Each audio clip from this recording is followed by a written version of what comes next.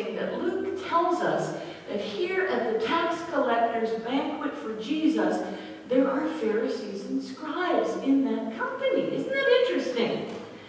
But this dude's unclean. They had to be curious about what was going on. Why did they go to the party? Obviously, they didn't think themselves too good for the food. The Pharisees, however, get to the party and they start to kibitz among themselves. They start to criticize.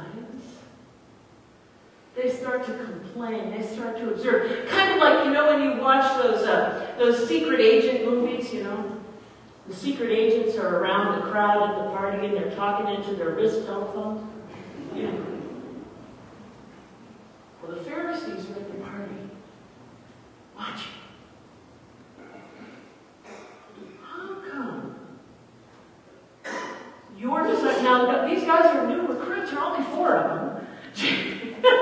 And the Pharisees come up and start intimidating poor James and John and Simon and Levi, who knows he's probably off partying in the corner. But they surround the new recruits and they say, how come you're not following the tradition? How come you're not doing it the way it's supposed to be done? How come you don't do it the way John does it? How come you don't do it the way our disciples do it, which is the right way?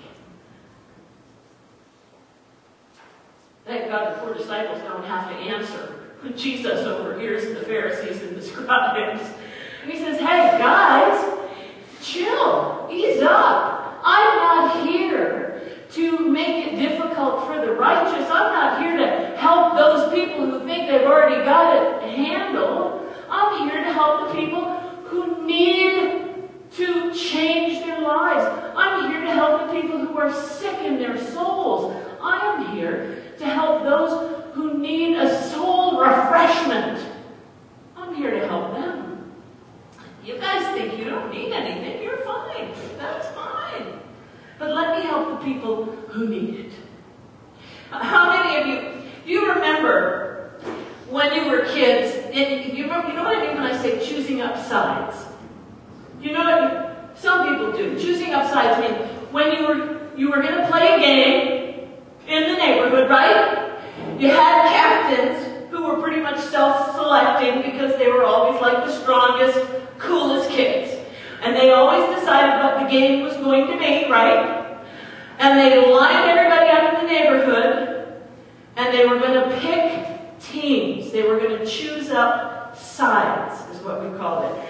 So all the kids in the neighborhood lined up, and here's one team captain, another one, might have 2 or 3 team captains, and all the kids are going, pick me, right? And the team captains are going, who do they pick first? They pick the strongest, the fleetest of foot, right? Want that one on my team. Why? What's the purpose? The purpose is because we are going to win the game. So, the first ones that are picked are the strongest, the fleetest of foot, the most agile. The ones who aren't going to mess up the game.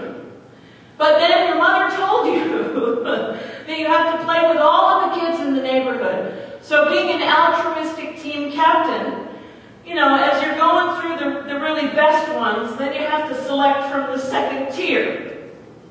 Any of you ever in the second tier? Any of you ever in the third tier?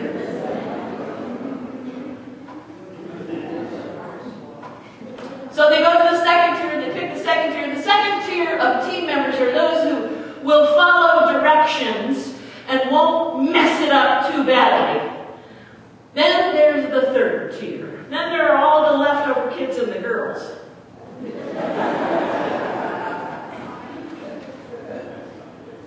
And the kid, who's just going to trip over his shoelaces, whose nose is always running, the one who's just going to mess it up completely, who's going to get lost. And there are 2 or 3 of them, and every team captain has to take one, hopefully.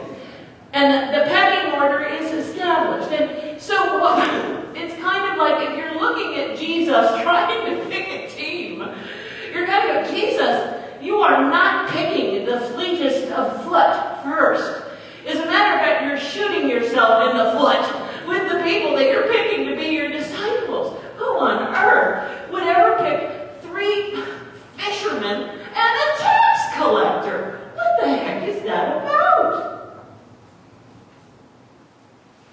In this story, those who are the ones who ought to know are ironically talking to the disciples about how they have to fit in.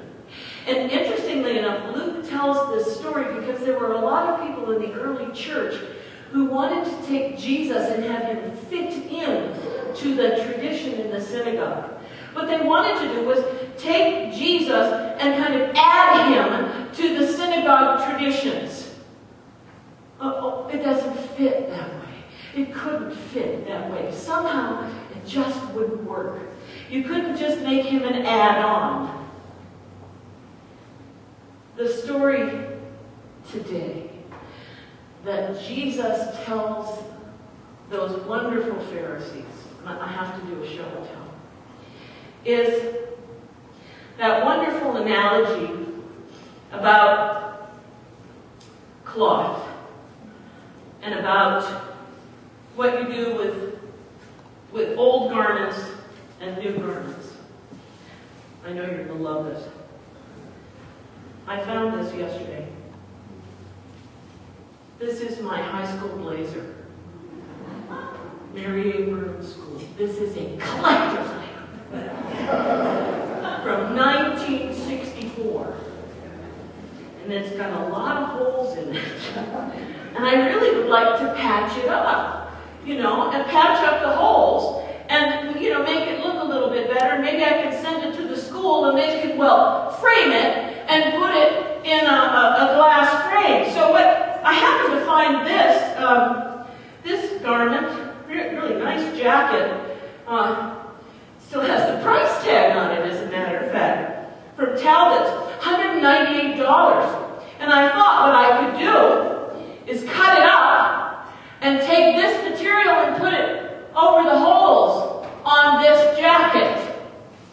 And I expect you all to be going, because that's what Steve did back there. Steve's sitting there going, she's not going to do that, is she?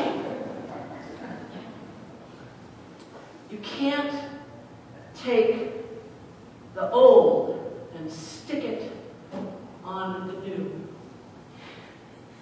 Jesus is trying to tell the Pharisees, you can't take this new idea and try to impose your old traditions.